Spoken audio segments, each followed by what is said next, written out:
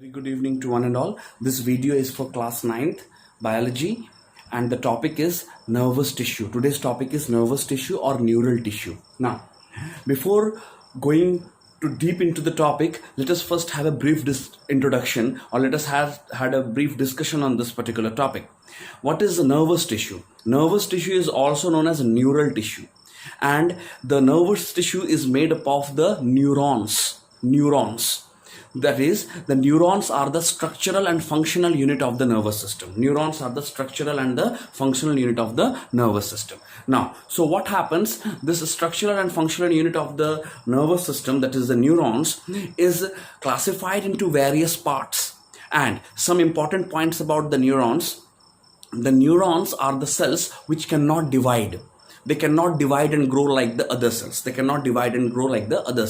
For example, the other cells are having the centrioles, so they can divide and grow. But neurons within itself does not have any centrioles. So they cannot divide and they cannot grow by themselves. Means they cannot replicate. They cannot divide and they cannot grow properly. Why? Because they are not having centrioles. Because centrioles is one of the essential cell organelles for the process of cell division. Other cells do have the centrioles, and which helps them to divide and grow, but neurons lacks this. Now, we will move to the topic nervous tissue. Before going to the nervous tissue, let us have a brief introduction on what are the components present in the neurons. Now, firstly, there are presence of dendrites, then dendrons, then axon, myelin sheath, node of Ranvier, axon terminals, synaptic knobs, Schwann cells, cell body or cyton, Nissls granules, and nucleus. These are the main basic part of a neuron. Of a typical neuron, these are the main basic part.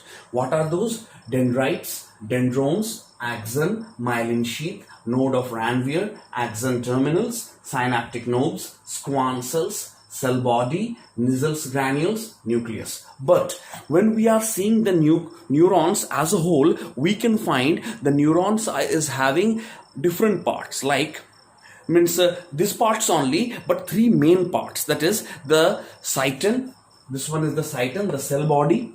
Then comes the axon. This one is the axon, the whole line-like structure or a whole rod-like structure. This line whole is the axon. Here I have written also axon. And last one is the axon terminal or the synaptic knobs.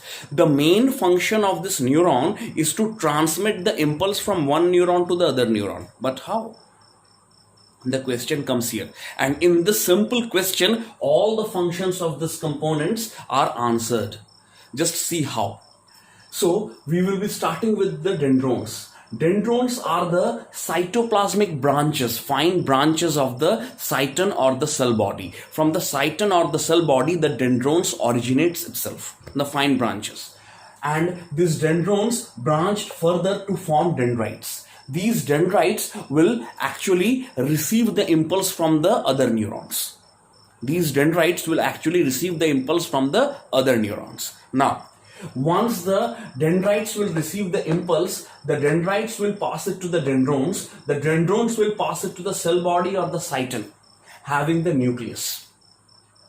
The dendrons will pass it to the cell body or the cyton, having the nucleus. The cyton will then transmit the impulse or the message. Impulse means the kind of message which is electrical impulse. Impulse means the kind of message which is electrical. Impulse means electrical message. Just impulse means electrical message. So, what happens here, you see, the dendrites will receive the impulse, that is the electrical message. It will transmit to the dendrons. Dendrons will transmit it to the cell body, and through the cell body it will travel to the axon and it will reach to the axon terminals or the synaptic knobs. This part is the axon terminal. And this round structures over here is the synaptic knobs. Now, the process, as I have said, it is not as simple as such. It takes time, but it takes very less time, so that we should be informed and we should be awakened of the external environment or the internal environment, what changes are occurring in our body. That is only the main motto of the nervous system. That what kind of factors or what kind of changes occurring in the outer part of the body, that is in the external environment, and what kind of changes occurring inside our body, that is in the internal environment, both the nervous system has to take care. That's the reason why the time taken by the impulse to transmit from one neuron to the other neuron is very much less. So that our body must be awakened and our body must be alert every time. Now, so dendrites will receive the message, it will go to the dendrons from the cell body, it will transmit to the axon. Now, here I have written myelin sheath. This sheath is known as the myelin sheath. This box kind of structures, no? These are known as the myelin sheath. These myelin sheath is actually the insulation. Insulation means it will not allow the impulse to skip from one neuron to the other neuron. Rather, it will allow a simultaneous flow of the impulse. For example, the impulse is flowing to first neuron, then it is going to the second neuron, then it is going to the third neuron. Lack of myelin sheath can allow the impulse to move directly from 1 to 3. Then that is a problem. Our body won't be informed the things properly, and we cannot take the decision properly. Now, this myelin sheath is actually an insulating agent which is insulating the whole neuron and not allowing the skipping of the impulse from one neuron to the other neurons. Next, this is the node of Ranvier. Node of Ranvier is the point which shows very clearly, that one myelin sheath ends and the other myelin sheath starts. It shows that myelin sheath is not a continuous sheath. The presence of node of Ranvier is actually a very minute gap between two myelin sheath. The presence of node of Ranvier is a minute gap between two myelin sheath. Now, let's say these two of my thumb finger, let's take it as a myelin sheath. This is one myelin sheath and this one is the other myelin sheath. So, take a very close look at it. You can find there is a fine gap. This fine gap is only the node of Ranvier, which shows that myelin sheath is not a continuous sheath. Wherever there is a gap, that is the presence of node of Ranvier. Now, next is the Schwann cells. Schwann cells is present in the myelin sheath only. Now, what is the role? I said myelin sheath is an insulation material which is not allowing the skipping of the impulse from one neuron to the other neuron. Here, the Schwann cells present in the myelin sheath will help the myelin sheath to support. It will allow each and every myelin sheath to stay together and have a very fine gap. That is node of Ranvier. But the cells present in the myelin sheath, that is the Schwann cells, will allow the sheath to become more toughly insulated. It will allow the sheath to become more toughly insulated so that the impulse should not be skipped from one neuron to the other neuron. So, the myelin sheath actually having Schwann cells making its insulation very much tough. Next one is the Nissel's granules. Nissel's granule is present in the cyton, in the cell body only, and it allows the cell body to synthesize some proteins and enzymes necessary for transmitting the impulse, that is the electrical message, from one neuron to the other neuron. Now, next is the synaptic knobs. These round structures are the synaptic knobs present at the axon terminals. These synaptic knobs are having different neurotransmitters like acetylcholine, serotonin, dopamine. These are all several neurotransmitters which is secreted by the synaptic knobs. This round structure is the synaptic knobs, and here only the secretion of the neurotransmitter takes place. Now, the thing is, what happens here when the impulse will come from dendrites to dendrons, from dendrons to cyton, from cyton to axon, and then it will come to the axon terminals where it will meet the neurotransmitter. Impulse will meet the neurotransmitter, and it will, by the help of the neurotransmitter, it will jump from one neuron to the other neuron. It will just jump from one neuron to the other neuron.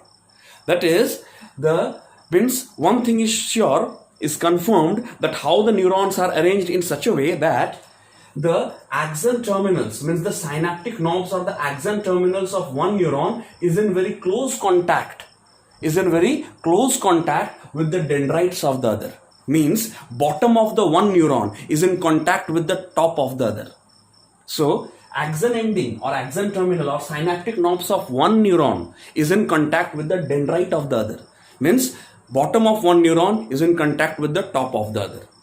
And the contact is so much fine that there is a minute gap again. Like node of Ranvier in the axon, again the contact is so much fine that there is a minute gap, and this minute gap is known as synapse. I am writing it here. Synapse. S-Y-N-A-P-S-E. Synapse. Synapse is the point of contact between two neurons. Though we are saying it is a point of contact, but yet there is a very fine minute gap. And that minute gap is known as synapse. And synapse is the point of contact. Though we are saying it is contact, but there is a minute gap. And that minute gap is known as the synapse. Now, one more important point I would like to say. Just like the neurons, there is one more part in the nervous system, that is the neuroglia. This neuroglia is not like the neurons. They are unlike neurons. Means, neurons doesn't have the capacity to divide and grow, as they are not having centrioles. But neuroglia do have the centrioles, and they can divide and grow. And it is supporting the whole nervous systems also. Apart from this, the neurons are generally present in the brain as well as in the spinal cord. And its network is in such a way that neurons which is coming out of the brain and the spinal cord is going to the different organ, and some neurons from the different organs coming and having a close contact with the brain and the spinal cord. So the decision taking ability of a human being through the spinal cord or through the brain is nicely coordinated, because the neurons are moving to and fro from the central nervous system, that is the brain and the spinal cord. Brain and the spinal cord is the central nervous system. So what happens? The neurons is having the capacity to move towards the brain and the spinal cord, as well as to come out of the brain and the spinal cord, so that the coordination must be very much proper. And if the coordination is proper, then the decision taking ability will be superb. And that's the reason why the neurons are taking very less time to make our system, to make our nervous system, or to make our whole body system very much alert or awaken in the external as well as in the internal conditions. So I hope this thing is clear to you. So please go through the video very much properly, and if any doubts you can ask through the video, and please match it with your text and just have a parallel study. See the diagram, match it with your text and match it with the video. Then automatically you'll understand the things in a very nice way. I hope this thing is clear to you. Thanks a lot.